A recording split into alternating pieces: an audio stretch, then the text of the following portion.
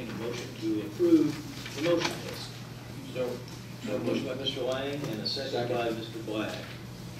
All those in favor, please signify by saying aye. Aye. Opposed, say no. Motion passes. All right, it's kind of an extensive, 13 or 14 different, 14 things there. So please keep that in mind as we keep the meeting moving forward. Mr. Mercer, 2015-208-Z.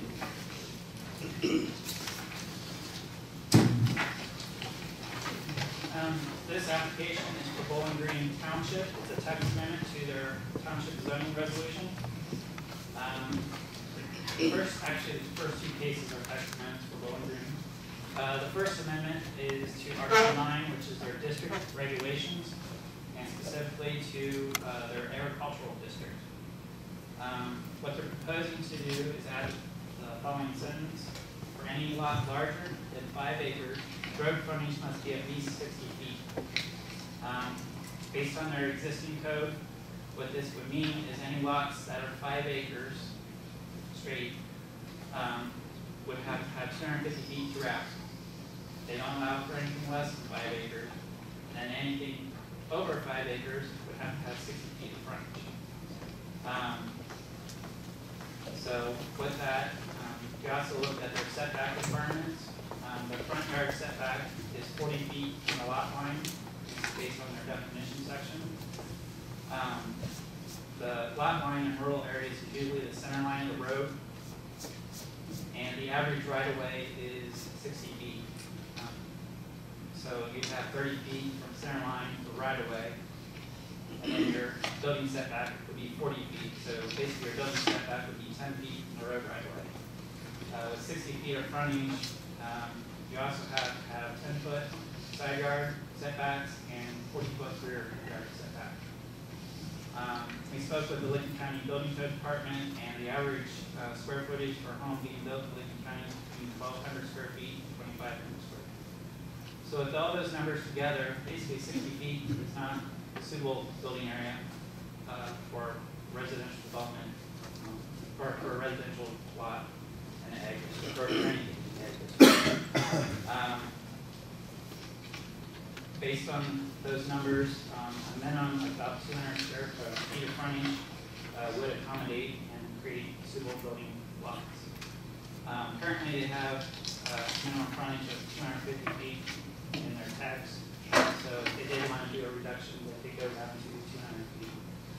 Still have suitable building lot, but their 250 feet would accommodate a reasonable building lot. In the text, which is, or in the staff report, we provided sample language.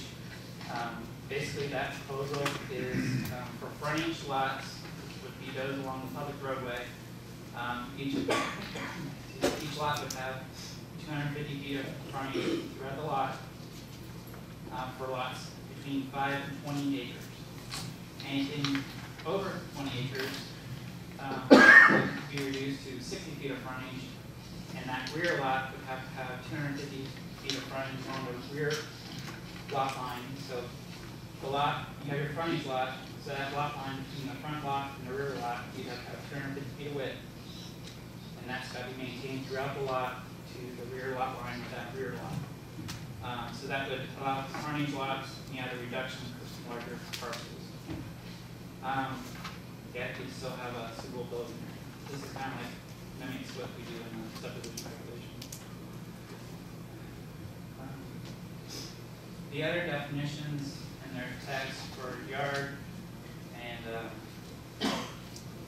lot frontage and lot measurements also make it so that the 60 feet would not be suitable for a building lot. Based on all that, staff recommends the Planning Commission make a non-binding recommendation to Bowling Green Township to conditionally approve the text amendment to section 9.5 Ag District. Conditions being Township consider the recommendations outlined in the staff report.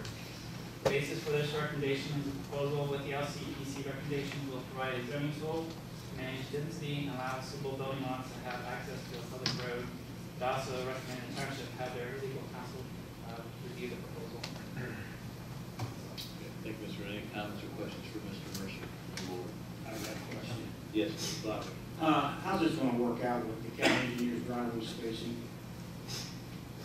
If it's a classified road, they still have to meet the driveway spacing requirements, and they can't, their options are to share driveway, or they have to increase the frontage to meet that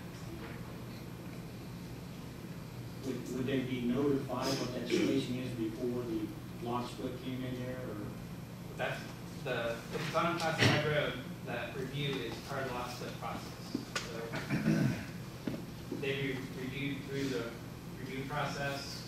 If they contact us up front, yes, we can notify them, but if we don't know what's going I'm on. just sitting there thinking if somebody gets this all done and then go to the engineer and, Correct. and it doesn't meet his standards, then they wasted their time. And in the process, we're trying to get them to get the, as far as the lot split process, we're trying to get them to go to the engineer before they even get a survey done to resolve those issues. Mr. Lang? 250 foot of road frontage is pretty, I don't want to say standard, but pretty common throughout the county. But a lot of townships have 200. For the 5 acre above. I have a question. It seems like that you really, I say conditionally approved, but in the way you talked, it was like you really don't like this idea of 60 feet. I was thinking, it sounded like, you know, you really rather, you even said you better maybe even do 200. Makes more sense than, but you're kind of approving it though. Just, we're approving, but you should kind of go to your lawyer, maybe just kind of think about what we just said. And I'm surprised you didn't actually recommend that it be denied, but I just clarification. What we're recommending is that lots between the 5 and 20 maintain the 250, and if they want to consider the 60, that would be for anything over 20 acres. So, but for larger parcels, they can reduce the frontage for those back lots, but still have the, so in other words, you have to have 3 5-acre lots, and the remainder of the farm still has to have 250 to have 60 feet of the back. So, we tried to work with their 60 foot. Any other comments, questions? All right, hearing none, well, thank you, Mr. Mercer. We'll open up to the, thank you, Jay. Was there anybody who wanted to speak on this from the public? He's getting a sign-up sheet. Sir, yeah, please, come to the podium.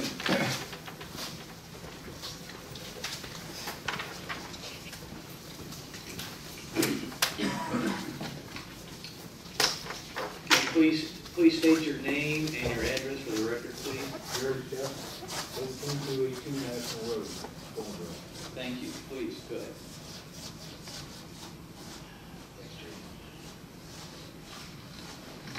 Okay, go ahead. Yep. I was formerly on the zoning committee, and we created the 5-acre lots, minimum 5-acre lots. So what we let you have here, and if we, you know, the 60-foot frontage, you're creating a flag lot back in here, is the way I understand all this, you know. And, you know, like you said, the engineer's got to okay all this stuff too because of the distance between the driveways. This is, you know, you could have a little housing development back in here on a 60-foot shared driveway. That's the way it's coming down. That's how I've seen it, people I've talked to have seen it. That's about all I've got to say. Oh, another thing, a person that sits on the commission, monetarily wise, he would benefit from this. Thank you very much, Mr. Sid. I have a Jeff. Corpenny.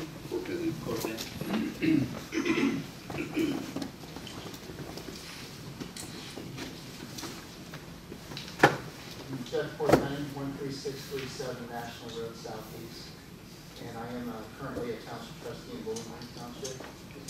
First, I want to appreciate the staff that prepared and put the time in for, and I appreciate getting the agenda that I got today to know that this issue was on your agenda tonight. I am a stickler, and I've got a reputation for being a stickler for open government, Ohio Sunshine Laws. I do want to bring it to your attention that our zoning board did not follow the minimums when they held this meeting.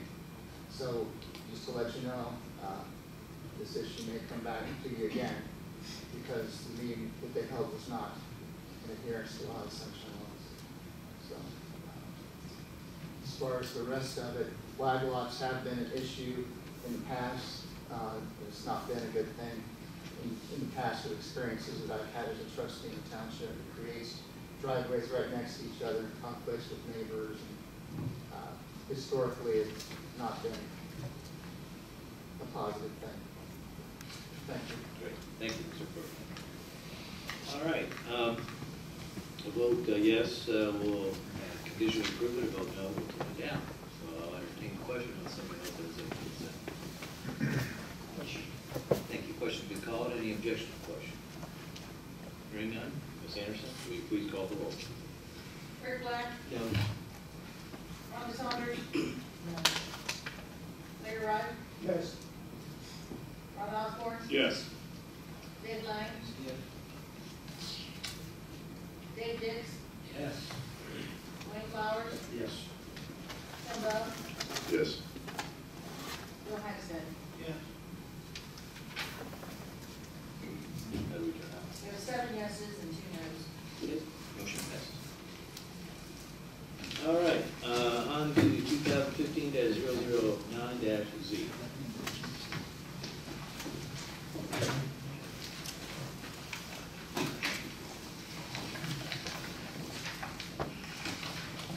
This is also a text amendment to the Bowling Green Township zoning resolution.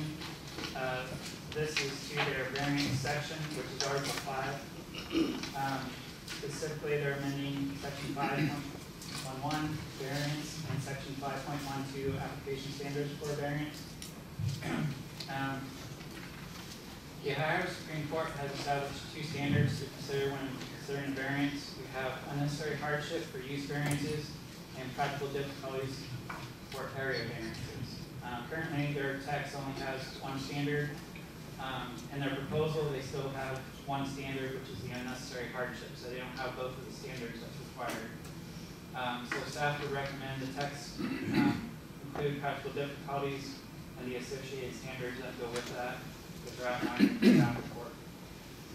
Based on that, staff recommends the planning commission make a non-binding recommendation to the township to condition approve the text amendment to Article 5, the condition being the addition of the text for area variances, which is practical difficulties. And the basis for this recommendation is the proposal would be in compliance with the Ohio Revised Code and case law. Thank you, Mr. Mercer. Any comments or questions from the board for Mr. Mercer? Okay, I have no one signed up to speak, but is Ms. Hunter, did you comment, or Ms. Hunter? I guess this is going back to what we had that longest, I don't want to do this, but I only have 14 things on the agenda. We had that long discussion about conditionally approving and all that. And it sounds like they've written it and it's not legal and they need to make it legal. So why are we approving it? That's my question. Back to what Steve had asked about the earlier one where everything's so wrong, why are we approving? Because everything else they have is correct. Yeah. They add this practical difficulties test with the language we gave them. So if they add that language, they can continue to move forward. Because the other text that they had in the unnecessary hardship and the variance standards complies with. I would also add that these items that come from townships, whether they be a text amendment or zoning map amendment, are recommendations, they're non-binding back. So we're trying to help them through their process. So to say, no, we don't like it, here's why, feels like we're not working exactly with them, where we can suggest things that they may not have been aware of, put those items in, help them through the process. I realize the word is back on that. You're right. And something you said. Yep. Any other comments, questions from the board? There's no one signed up to speak, but Mr. Stepp or Mr. Corpenny, would you want to talk to this issue, or are you good? I'm good. All right. Okay, I'll entertain the question. Thank you very much. Question been called. Any objection to the question? Hearing none, Ms. Anderson, will you please call the roll? Bill Hackstead, Rupp. Yes. Willie Flowers. Yes. Dave Dix. Yes. Dave Black. Yes. Ron Osborne. Yes. Larry Wright. Yes. Donna Saunders. Yes. Rick Black. Yes.